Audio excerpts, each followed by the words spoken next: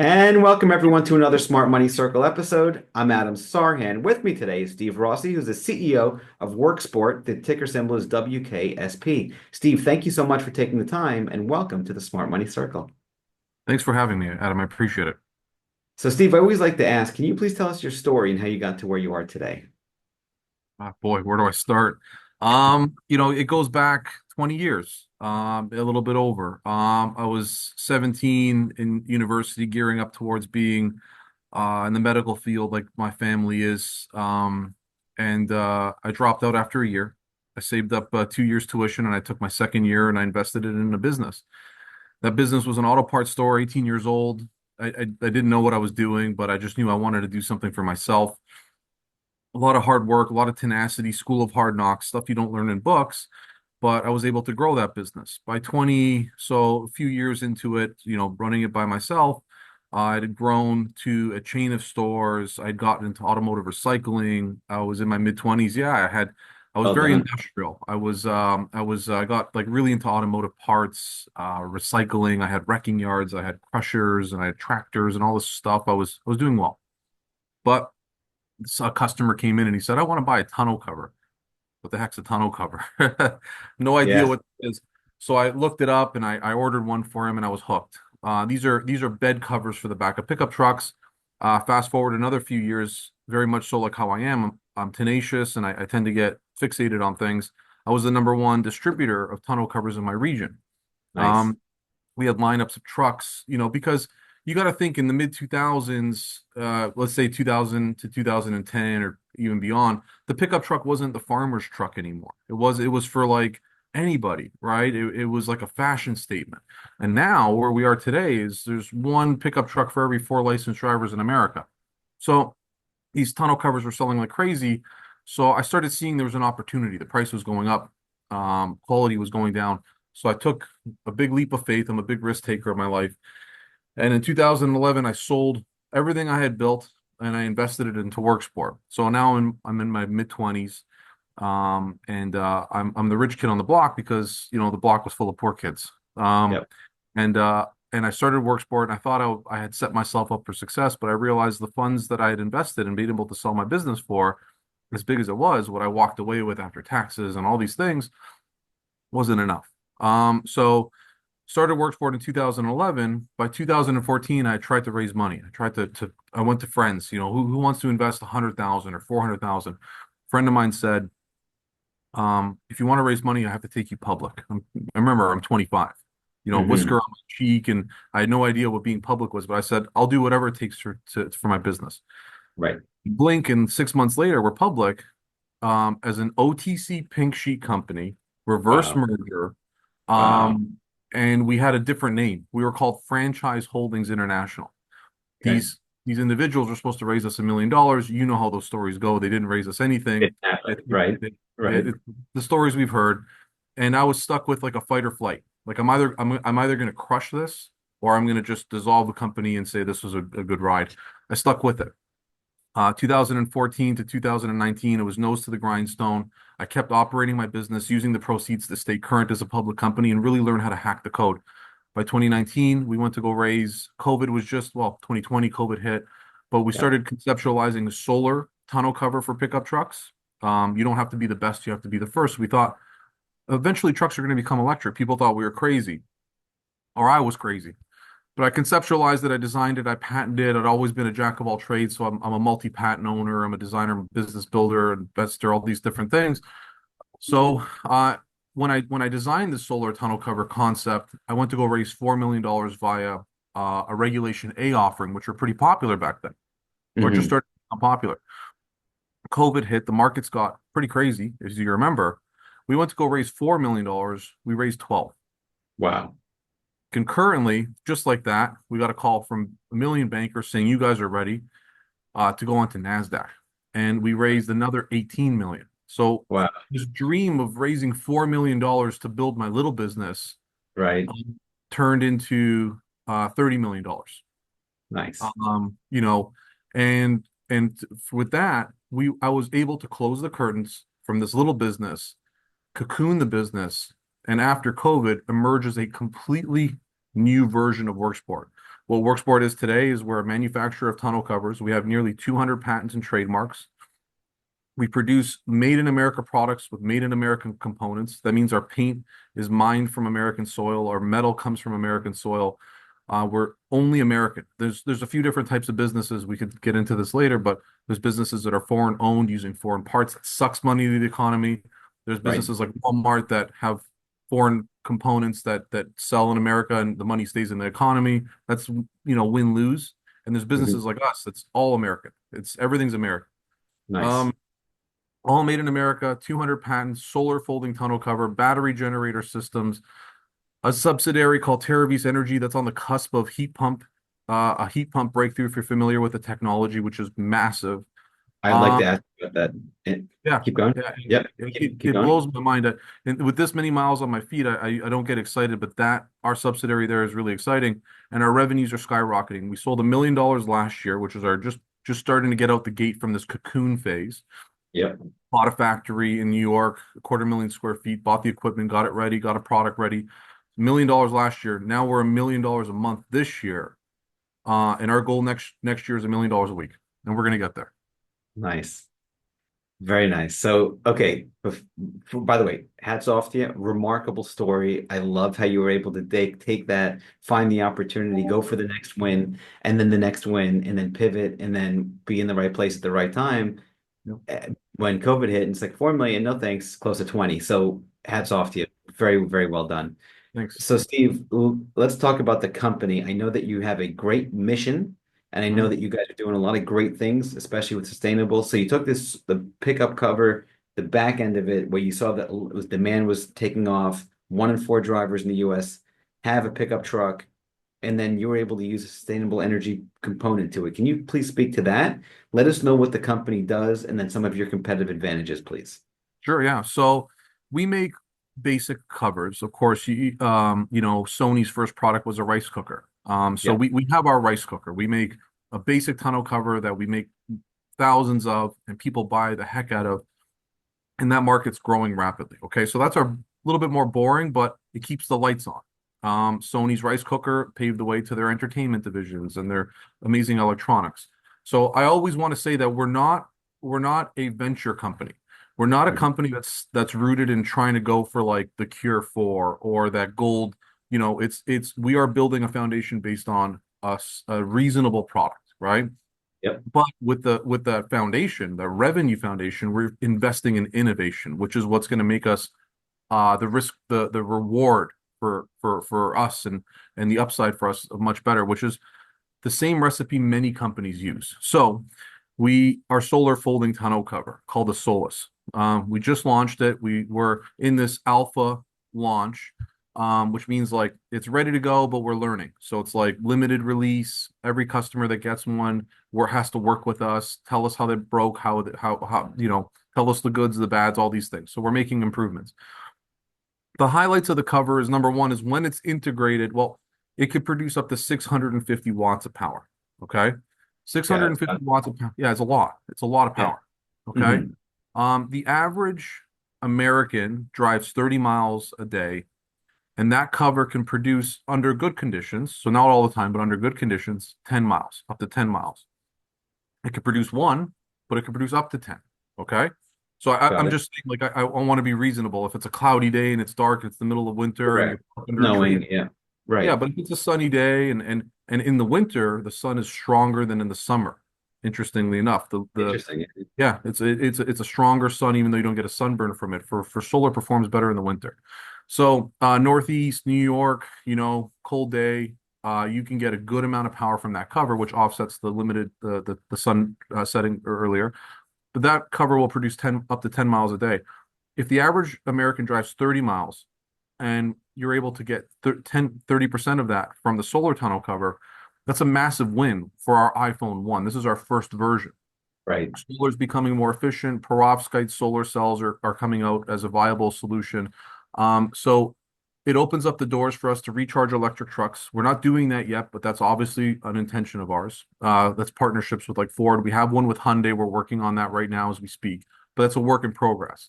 Um, and it also gives us carbon credits. Another fact for sustainability is we think that when we buy an electric vehicle, we've done our job, like Mother Nature loves me. The other side of that power cord that's charging your electric vehicle is connected to likely a coal plant, an oil plant, or a natural gas plant. The Right. carbon footprint for charging an electric vehicle in America is that or greater than the equivalent of burning gasoline or diesel. Oh, wow. Just as bad, just as bad.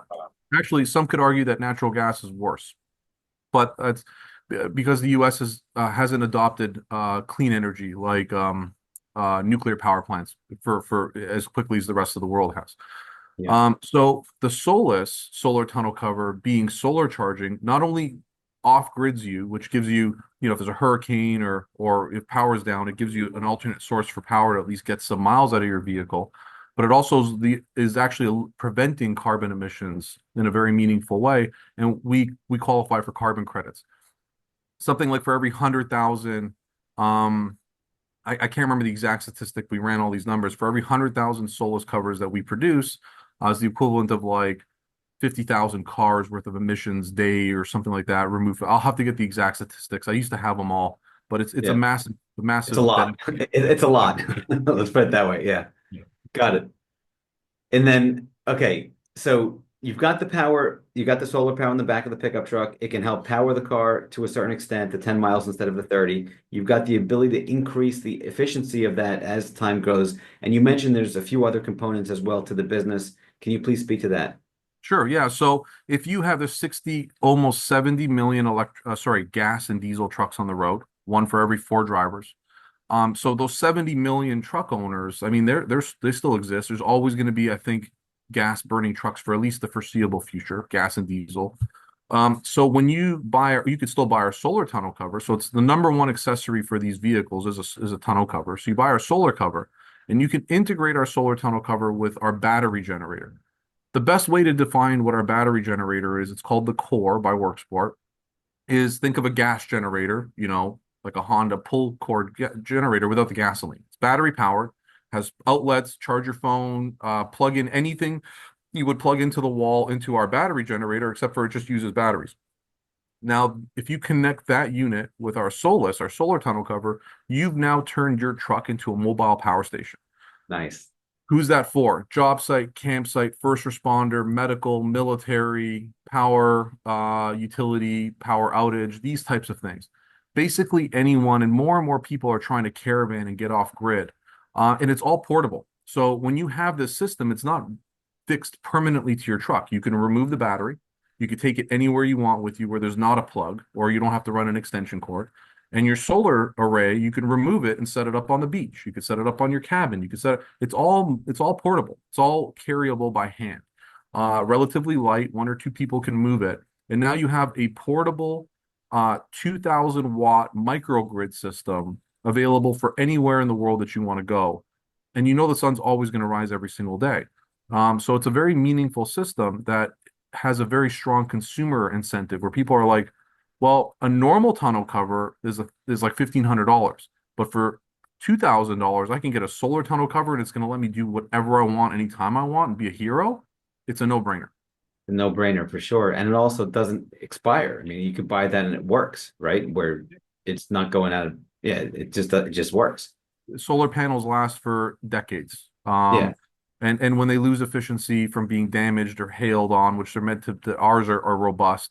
It's like 1% or 2%. They're still very efficient.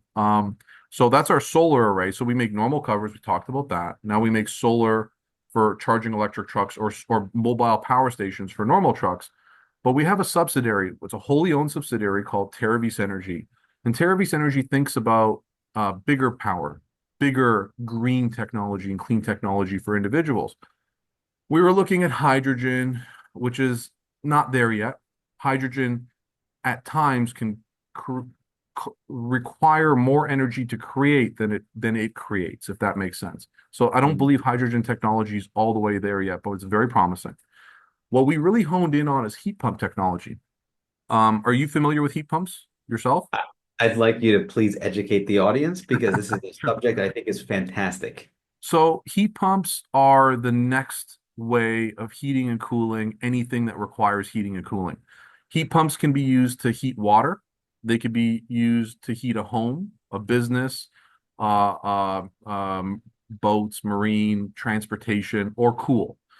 Why it's interesting is right now, at least in the northern part or in the Midwest of the United States, or anywhere outside of, like, let's say the south of Texas or Florida, people need heating and cooling in their home.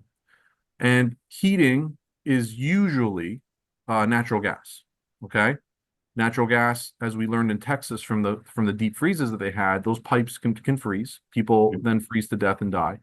And it's the weirdest thing. We're all fixated on global warming, but another fun fact, and you could fact check this yourself or any listener, more people die from freezing than heat on an annual basis. Didn't know that. Wow. Wow. I didn't Interesting. know that. Yeah. Yeah, well, because Argentina, Chile, a lot of Northern Europe, freezing, freezing, freezing, freezing. Where I sit from here today in the Northeast is quite cold.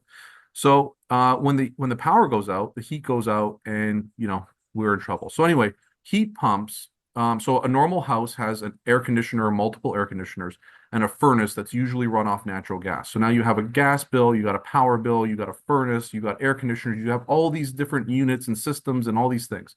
A heat pump replaces all of it with one unit.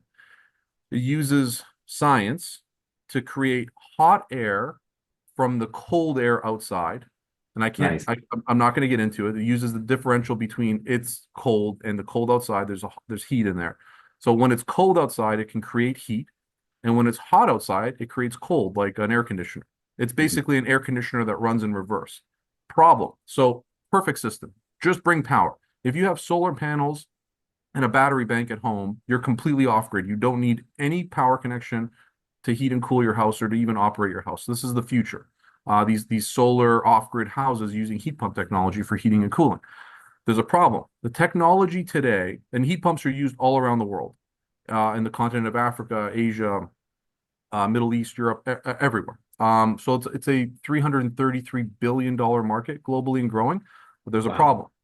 The problem is heat pumps fail to produce heat in about negative 18, which, Oh, you talking yeah, about Celsius or Fahrenheit? Negative Fahrenheit. 18. Fahrenheit. Yeah. Okay. It's Got it. cold, but it gets colder than that in a lot of parts of the world. So as soon as Mhm. it gets to like the coldest climate heat pump out there is about negative 18. Okay. I can't speak to what we're working on in our lab here in this building, but we're shattering that record, shattering with our heat pump technology. We called it the Aetherlux by Terravis Energy, and it's called the ECHP, the Extreme Climate Heat Pump. It produces heat and cool in environments that shatter the existing technology's records. And it's not Wow. in theory, it's 100 feet away from me running. We have to use cold ice to generate the cold it requires to get it to fail. What, We you mean can't even, dry ice? Dry sorry, ice? dry ice, Yeah. sorry. We No have to use problem. dry ice to generate the cool to get it to start to want to fail because our cool chamber, which is the coldest you could buy, can't go cold enough.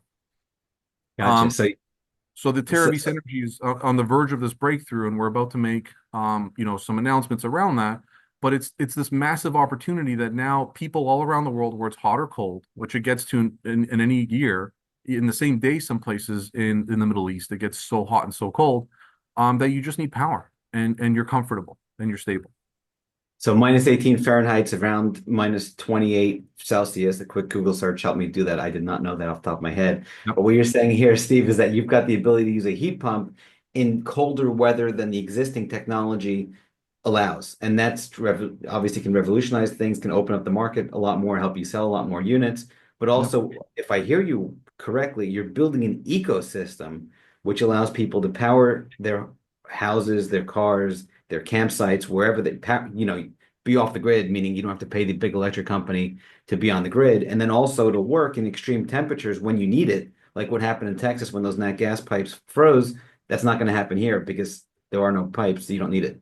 you don't need it. So you're picking up. We're working on solar. We're working on battery. We're working on inverting battery to plug in power, and we're working on HVAC. Now, if you multiply those systems and you get a couple solar arrays from us for the roof, a larger inverter, which of course is our intention, buy our battery packs that are modular, so you don't have to buy one. Like the problem with Tesla's Powerwall, for example, that's an Yeah. answer, is it's like $50,000 and it's back ordered and it's just $50,000. A lot of people don't have $50,000. They have a hard Exactly. time getting $5,000, Right. right? Right. Our system's modular. Our battery packs are small and affordable, so that every time you save up a few dollars or you get a bonus at work or whatever good thing happens, you could buy another battery system. So what we plan on doing is we plan on building an ecosystem of solar, battery, inverters, and heating elements to be able to off-grid homes on a very meaningful way and stabilize energy bills, right? Where you won't be completely solar, but you can at least off-peak your house, so save you some money, and you can use heating and cooling that doesn't require giant forced air systems and furnaces and pilot lights and natural gas and CO2 and all these nasty things. It's just a simple, elegant heating or heat pump system that might be a mini split, which are those wall units you could see in houses typically in Europe, Mhm. much more popular in North America as well. But anyway, our system is very flexible, and we're creating an ecosystem. I love it. So you're able to provide affordable solar, whereas if you go traditionally, you want to get solar panels on your house at 70, 80 grand. If you've got a decent sized house, and to make that money back, it's not even 25 years now. It's so expensive and so long. But what you're able to do is, I guess, bring those costs way down. So it's a lot more affordable. People can start off with a $2,000 solar thing for the back of their car, and then they can just scale up from there depending on their needs. Is that correct? Yeah, so we'll have modular systems. They're perfectly scalable. So, you're able to refinance your home, or you're able to, get a raise at work or a bonus. You can continue to build off of our system and add more power, add more solar, get a second heat pump to heat, that other room or cool like an expansion or extension. We're planning on making it modular so it could fit with your life and your budget.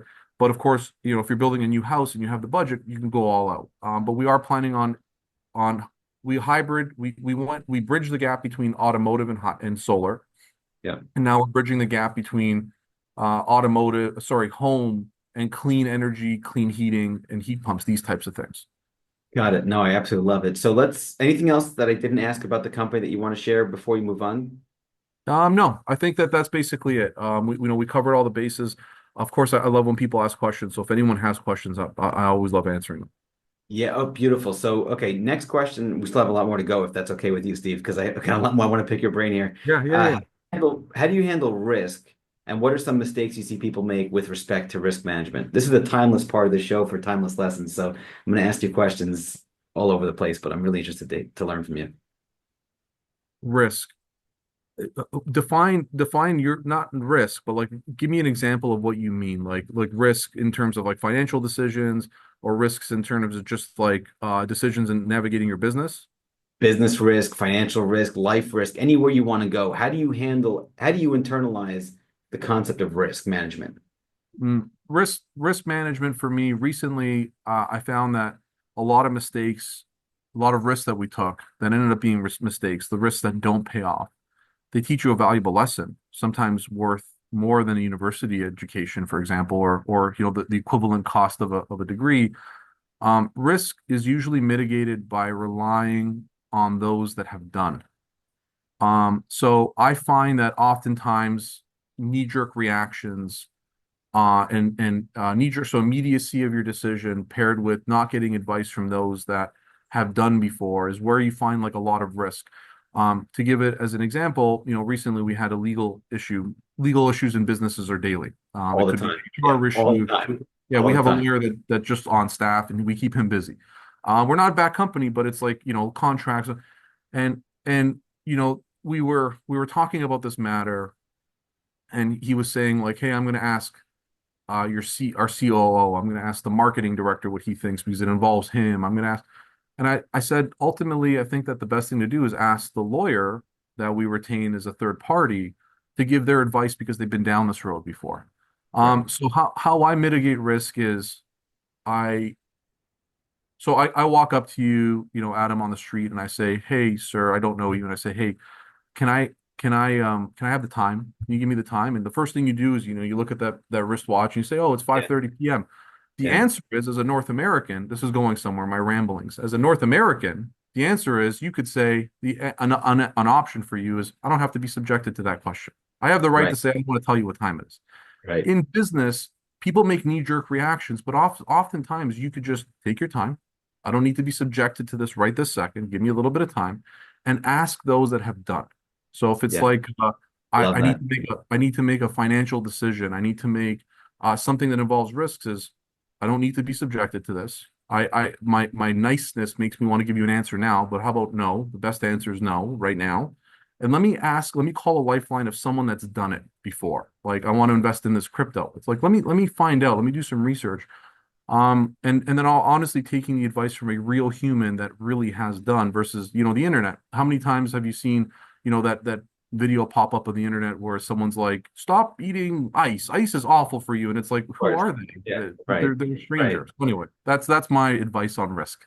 I love that. So if I hear you correctly, it's almost like you put distance between the event and then your decision. This way you Distance and expertise. and then you can get the expertise to get the right answer. Love it. Okay, beautiful. Next question for you, Steve. What are some timeless lessons you've learned along the way that you want to share with the audience and go in any direction you want? Business, life, anywhere you want to go, financial, wherever you want. Like at any given day, I give these like masterclass lessons of all these different things that I've learned and along the way. One of the most meaningful movies to me is Slumdog Millionaire. Oh, If you're yeah. familiar with the movie, because Love it. Love it. he Yeah. wins that from all the difficult things. Um, I recently heard in a podcast recording that's just probably some sort of ad anyway. But I remember hearing the story of this guy saying like, "Hey, I used to have a mentor, and every single time I'd have a problem, I'd call him, and he'd say good." And then eventually I got fed up of calling him because every time a girl would break up with me or I lost money, he'd always say that's a good thing. What I can tell you is as I get, as I grow in business, as I grow older, I'm almost 40 now. And I've been doing this for 20 years, or over 20 years, is that I look forward to the problem. You will escape, it's yeah, fight or flight, right? And if you fight, you're gonna win every time. Now, it might be, a bad debt in business, or it might be a difficult, personal relationship. Who knows? But win or lose that battle, you will have learned a lesson that if you don't forget, is 10 times more valuable than anything that you could have ever learned in a book or listened to or in a anything. So I Yeah. think that in general, one of my biggest life lessons is to look forward to the challenge, and realize that, it's just maybe God's way of testing people to make sure that you're ready for, it's like playing those video games. You got to fight the level one boss to get to the level two Yeah. boss. Yeah, I love that. Okay, how about timeless mistakes? What are some timeless mistakes you've learned or made, and that how do you avoid them? And anything you want to share with the audience on that, please? Being too nice and saying yes. That's the worst. Like lending a friend money never worked out for me. Yeah, neither Um, have I. yeah, You and me just never both. worked out. You end up getting an enemy and someone dislikes you because you tried to help them. Right. And just saying yes, saying no, those are the two most powerful letters, and it doesn't have to be no forever. It just has to be no for now. It could turn into a yes. But it's like, hey, can I borrow some money? No, not right now. Hey, can you hire my friend? No, we're not hiring. Hey, can you this or that? It just, I think that that's probably some of the most, I said no originally in my last kind of the answer to your question, but it's like saying yes too quick, Mm, is probably the most toxic thing that holds a lot of people back in business. Because we're kind, like that analogy I gave earlier, where it's like I come up to you and I say, "Hey, do you have the time?" It's like as a free being, in this free country, I have the right to be subjected to what I choose to be subjected to. right. And we're so nice as a population, and everywhere I go in North America and most of the world, everyone's too nice. So we always Mm, want to say yes just because we want to be friendly, but you have to, and sometimes it's like yes to almost just yes to be nice, but it's going to hurt you. I'll give you one quick story. I was a kid. I learned this lesson the first time. It's a long one, but I'm going to give it to you as fast as I can. I used to sell take your auto time. parts. Take your time. No, take your Yeah, time. I Yeah. used to sell auto parts, and I was 18 and I got my first big account, and it was a body shop. And he called me, and he used to call me at night, and he used to say, okay, I need this part, this part, this part, this part, just listing off these parts, and he never checked for pricing, just send it. And it's like $5,000, $3,000. I'm 18 years old and like, I was happy to Yeah. solve $5 of something. Right. Right. And he listed all these parts one day as normal, and the business was growing, and he was such a loyal customer. And I hang up the phone and I get busy. I'd get that part, get that part, get that part. And finally, one day there was a problem. I couldn't get this part for him. He needed I'll never forget it. It was a hood for a Kia Sedona. And so I was too afraid to call him. I didn't want to disappoint him, the saying Oh yes. no. Mm. I couldn't get it from from our regular supply chain. So I called the dealership. The dealership says, "Yeah, we have one hood. It's got a little bit of damage, not returnable. It's OEM brand new. It's the only one in like North America. It's $1,000. The most I could sell him that hood for was like $300. But I was like, you Mhm. know what? He's been such a good customer. I'm going to be a hero. So I paid $1,000 for the hood, invoiced him $300, brought it to him. Call me back an hour later, freaking. Oh no. You sent me a hood that's got a dent in it. Now I got to get a rental. I lost the job. I got a this. I got a that. Oh All no. I lost. I never heard from him again. I lost $700. Sorry to hear And that. all I had to do was call him and say, "Hey," and I'll never forget his name, Ricky. I can't get you the hood. No. Mm. Instead, I Yeah. said, "Yes. Let me get busy for you." And I learned my lesson saying, "Man, like not only did I have to lose that account, which was worth maybe $10,000 a week to an 18-year-old kid, I Wow. also got $700 on top of it as an 18-year-old kid." And Uh, all because I said yes too quickly. yeah. Wow. That is so powerful. So there's a famous FBI profiler, it's Jack Kemp, and he wrote a book, and his favorite thing when he's negotiating with these, bad people, it's just the word no. And he just goes back and forth. No, no, no. It's incredible. And what you're saying here is so powerful. It's profound. Warren Buffett has this thing called the circle of competence in the investing world. And he says, okay, here's my circle of competence. Here's what I'm good at: banks, insurance stocks, so on and so forth. So, like in the dot-com boom, he didn't buy any of those tech stocks because he just wasn't, it's outside of his circle of competence. The answer is no. He's just not going to buy it. So, I love what you're saying here. It's so spot on. That is really, really powerful. What an incredible story. Thanks. Thanks. The circle of competence is with my staff. I always tell them anyone that works for me is my leader team is I can only bring you two things. I can't bring you vitality. I can't make you stronger or better looking. I can't do any of these things. I'm not a heart doctor. I could bring you wealth, i.e. build a business that you make some money from. And I could bring you legacy because it's like you're the guy, you're the patenter, you're the inventor of with Worksport. Those are the only two things. Right. That's my circle with Worksport in terms of my leadership team specifically. I have other circles, but that makes sense to me where it's like I just can only do these two things. And if it's outside of that, someone's like, "Hey, can you help me, look younger?" It's like, "I'm sorry, I can't." No, That's no, not what we can simple do. word. No. Yeah, no. So powerful. All right, Steve, next question for you. Perfect segue, by the way, because I was going to ask you about leadership. What makes a great leader? You've been a CEO leader, you've led multiple companies, taken companies public, and had tremendous success. I mean, have tremendous success. Let's speak about leadership, please. What are some lessons you know about leadership? What makes a great leader? I always say to people often in my ramblings that if we just had to run businesses, and our coworkers were like, dogs, we'd have such a good time, right? They're always happy and they're always never causing too much mischief. People make things difficult, you know. I think that if you think about all the challenges you've had, it was unilaterally, it was a person involved. It wasn't that really bad windstorm, or something like that. So being able to deal with people, right? And those that are antisocial or socially, now don't get me wrong, there's like people like Elon that they say that, he's socially clunky. I think he's socially brilliant. And there's certain people that are a little bit more obtuse or strong-willed, like Steve Jobs was, for example, was a very strong leader, but he had his wins and failures too. You don't have to necessarily make everyone like you, but you have to be able to deal with different people and assess different personality types. And as a leader, I think that you have to have a strong vision, and not falter from that. So my team has seen that from the day they met me in Worksport to where we are now, the vision has been the same. We are going to do what we do. And we're not going to make an electric vehicle. We're not going to make, I don't know, solar drones. We're just going to stick along with our path. And once we reach that destination, we'll assess as a team. So unifying your team in a single vision or goal not trying to boil the ocean's water in a day, right? So it's like doing 100% of one thing or 50% of two things is much better than 1% of 100 things, which leaders do all the time. They spread everybody out so thin. Now, any of my leaders that are listening to this, they'll roll their eyes because I do spread my team out. We're all overworked, but I try to stick objective on along a clear path. We have constant touch points. And me as a leader, I try to be the glue between personalities that may necessarily not always be the same type or get along. So in our teams, we all are friends. We'll all break bread together, but there's good days and bad days. There's this personality and that personality, and I try to be the glue between them so that I make sure that things are communicated clearly.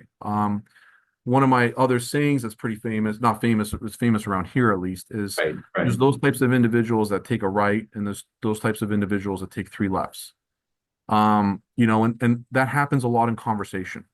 So have you ever had those types of meetings where at the end of it you're like, what was just said? Like Yeah. what did that all mean?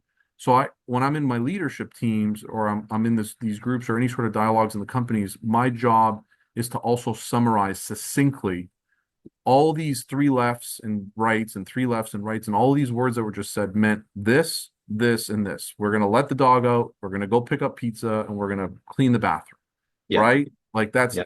making it clear. Super clear.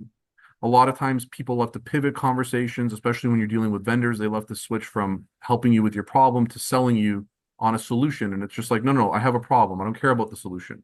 So leaders should stay to the point, stay on a single path, not spread their teams out too thin, and also just try to be a good people person and connecting people and keeping your team rowing in the same direction. Yeah, that is so incredibly powerful. That succinct and the ability to summarize it and then stay mission focused or stay on the path. That's so, so powerful. Okay, two more questions for you and then we can wrap up. First question is adversity. How do you handle adversity? And what are some obstacles besides that $700 hood that went wrong and losing that client that you had to overcome? And you just speak to adversity, please, and obstacles. If I was an angry bird, I'd be the one with the fuse.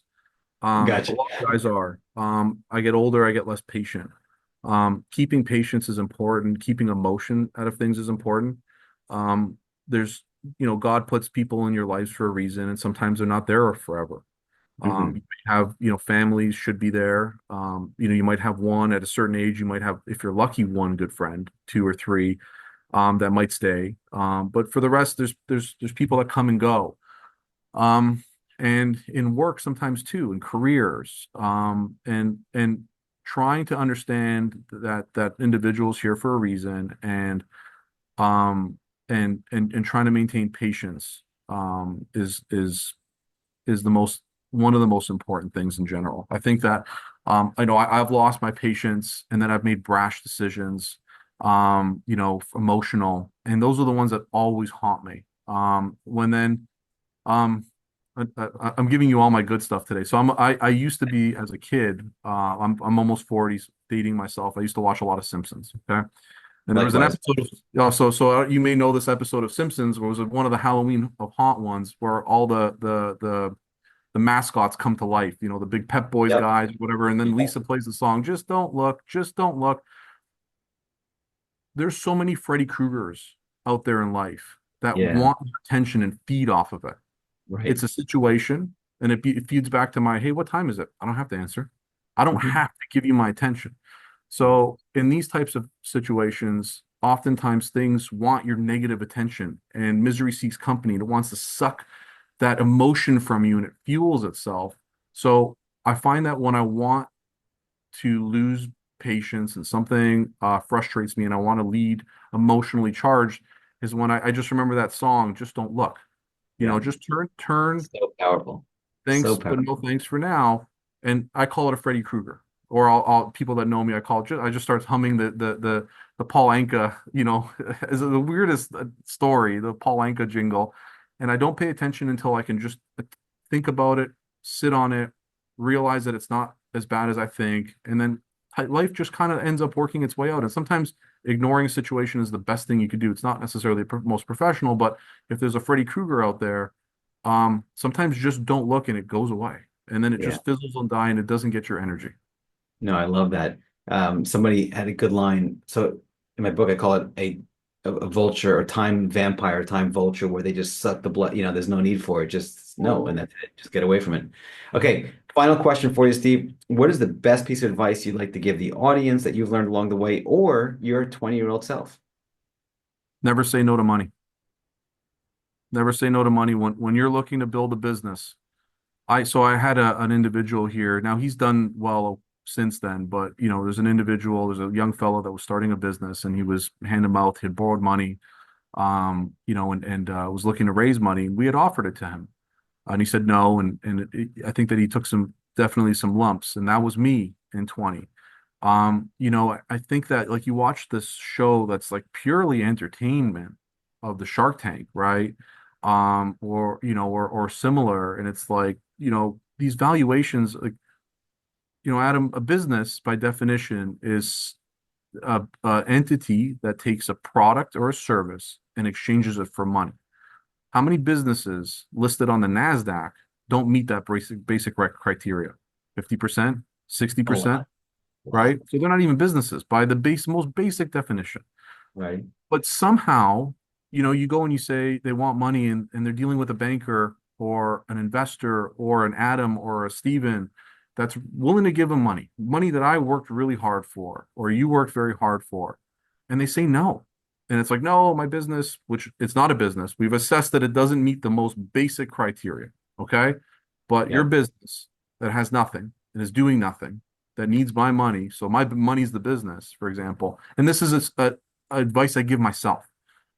It's worth a $50 million valuation. Now, don't get me wrong, Netflix, like these were like they knew what they had. Okay. And there's exceptions to this rule. And you've probably met the next Netflix or heard of them. Like when you heard about, I don't know, Starlink, we knew that whether they made a dollar or not in revenue, they didn't meet that criteria. We knew, okay, there's a yeah, real valuation here. But a yeah, lot of these like single businesses, like mom and pop, I'm straight out of college, I dropped out like me when I was younger, I had people saying like, I'll give you 50,000, I'll give you $100,000. And I would say no. And I would say no. And it's like, I wanted to suffer. Now I was okay. I ended up being okay. But, I learned at a young age that if there's an investor that's there, that's a real individual that you know and trust, and it's not nefarious and it's secured, of course, that's willing to invest in your business, it's usually the most advisable to just take that money and swallow pride because your business may not be worth what you think it is, but with that money, you'll be able to get it to be worth, to be able to get it worth something. I always say the last thing I'll say is like in North America, here where we're safe, right? There's crime, of course, a little bit, but what's the worst possible outcome that I'm going somewhere that's kind of crazy, but what's the worst possible outcome in life? I say losing your life. Okay. yeah, yeah. Being dead, I think, Yeah. right?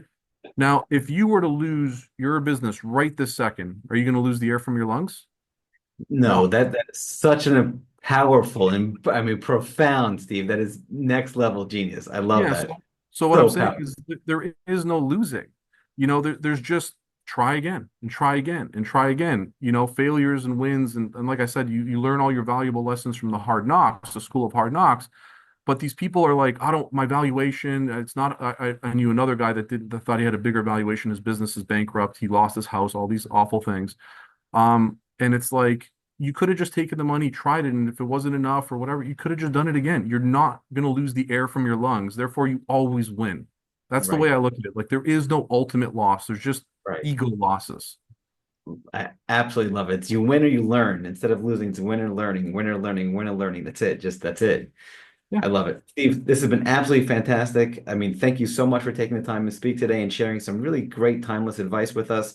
The stock is I love your company. I love what you're doing. I kind of think that what you're doing is somewhat like the Starlink, where it's a no-brainer. I mean, I live in Florida. I used to be from the Northeast, and there's hurricanes down here. I've been through several. I've had the eye of the storm cross over me. Oh, Katrina hit Florida before it went to New Orleans, and I was over it in South Florida at the time. yeah. And Generac and these, these big, huge, clunky thingamabobs are out there to power the house. But if I could have a solar power and a battery power and a heat pump, and my goodness. So I love what you're doing on a personal level, and I wish you all the success in the world. Thank you. Thanks for all the great questions. I loved answering. It was so refreshing. Thank you. Thank you. Hopefully we'll speak to you again soon. This was great. Thank you.